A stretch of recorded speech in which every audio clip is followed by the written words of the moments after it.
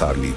ज़ैनब बेचारी अंधी थी, वो घर का ज्यादा काम तो नहीं कर सकती थी, लेकिन एक कोने में बैठकर तस्बीह पढ़ती रहती और अल्लाह से घर की बरकत की दुआ मांगती। मगर कहते हैं ना कि जब गरीबी आती है तो इंसान की अक्ल पर पर्दा पड़ जाता है। शबाना और रुखसाना, जो पहले ही ज़ैनब को बोझ समझती थीं, अब खुलकर ताने देने लगी। वो अपने पतियों से कहती, ये अंधी तुम्हारे घर के लिए मनहूस है।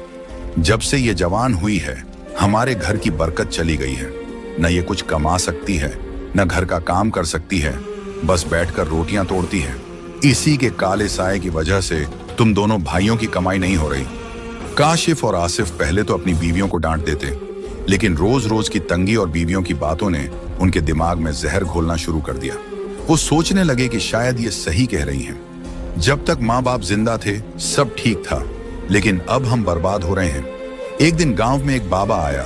वो देखने में बहुत डरावना था, गले में अजीबोगरीब मालाएं और आंखों में लालच। गांव वाले उसे काली जुबान वाला बाबा कहते थे। काशिफ और आसिफ की बीवियां शबाना और रुखसाना छुपकर उस बाबा के पास गईं।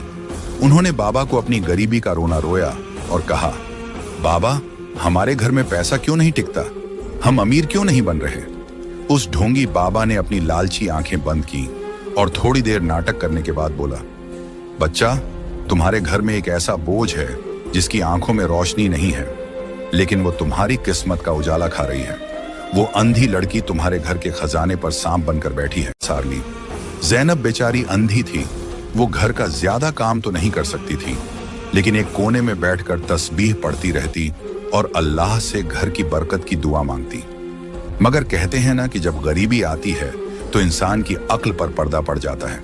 शबाना और रुखसाना, जो पहले ही ज़ैनब को बोझ समझती थीं, अब खुलकर ताने देने लगी।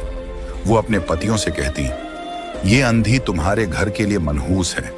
जब से ये जवान हुई है हमारे घर की बरकत चली गई है। न ये कुछ कमा सकती है, न घर का काम कर सकती है, बस बैठकर रोटियां तोड़ती है। इसी के काले साए की वजह से तुम दोनों भाइयों की कमाई नहीं हो रही।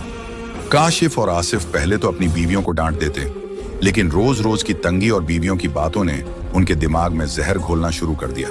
वो सोचने लगे कि शायद ये सही कह रही हैं। जब तक माँ बाप जिंदा थे सब ठीक था, लेकिन अब हम बर्बाद हो रहे हैं। एक दिन गांव में एक बाबा आया। वो देखने में बहुत डरावना था, गले में अजीबोगरीब मालाएं और आंखों में लालच। गांव वाले उसे काली जुबान वाला बाबा कहते थे। काशिफ और आसिफ की बीवियां शबाना और रुखसाना छुपकर उस बाबा के पास गईं। उन्होंने बाबा को अपनी गरीबी का रोना रोया और कहा, बाबा, हमारे घर में